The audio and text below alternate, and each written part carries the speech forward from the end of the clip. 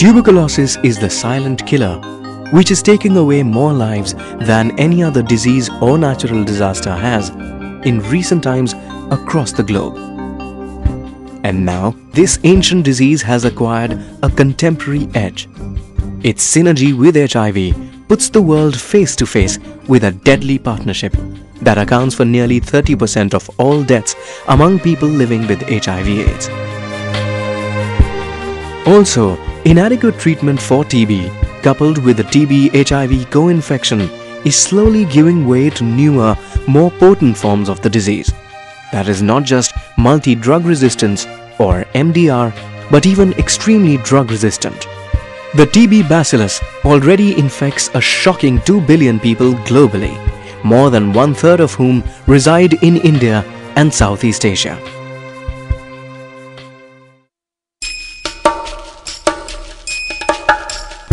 And today, TB is the leading cause of death for people living with HIV/AIDS, as they are 10 times more likely to develop TB. This has been seen in Africa during the last decade. The co-infection would be as devastating for people living with HIV/AIDS in Southeast Asia and India because of their high TB burden. There are countries where the prevalence of HIV among people living with TB is as high as 68%. I mean, I'm talking particular about countries like Zimbabwe or South Africa. In countries like India, it's much lesser.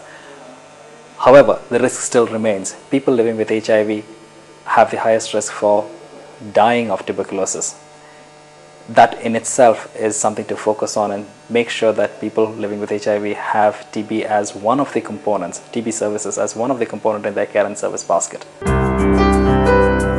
Civil society response to address TB-HIV co-infection is still insufficient. Though NGOs are hard at work to address the TB or the HIV problem, what is required is an international and national effort to detect and treat TB in people living with HIV/AIDS. This calls for integrating India's National AIDS Control Program run by the National AIDS Control Organization or NACO and the revised National TB Control Program.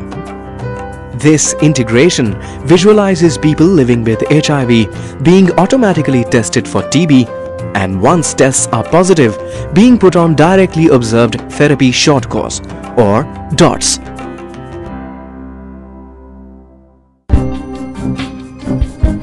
Greater integration between the AIDS and TB control programs can yield vital epidemiological data, which is currently not available for most countries in Southeast Asia. It would also be necessary to ensure that patients take the complete treatment. Otherwise, they are in acute danger of developing multi-drug resistance and extreme drug resistance or XDR. Initial data from South Africa shows that XDR TB in people living with HIV/AIDS is nearly always fatal. It's a deadly partnership of different pathogens whose grip has to be loosened now.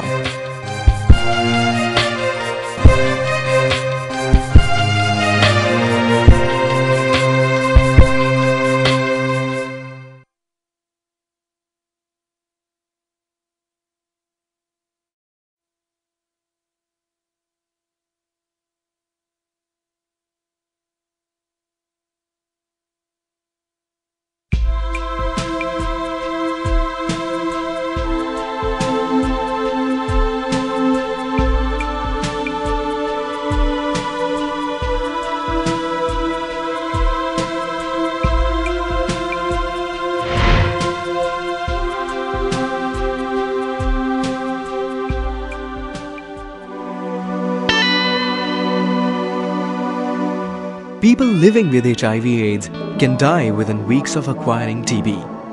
But this lethal combination can be dealt with through early detection and treatment. The standard TB treatment regime costs as little as $12 but can prevent death, especially among patients who are not yet on antiretroviral treatment or ART. ART for HIV/AIDS along with TB treatment can be administered together if needed. although care has to be taken to ensure that the two drug regimes are combined properly to prevent adverse drug interactions. But a more concerted effort is required by all stakeholders. The most urgent among them is the political will to integrate HIV and TB programs in a practical way. A beginning has been made by an active group of MPs in United Kingdom who have come together to form the world's first all-party parliamentary group for advocating issues of tuberculosis. And they have travelled around the world, including India, to help form an international wave of support for TB. I think there's a lot that the HIV/AIDS world could learn from the approach used in tackling TB. I think because of the co-infection rates. What I think we need to do, both with HIV and with TB, is see what can be done in an imaginative way to try and support treatment and identification and so on through communities.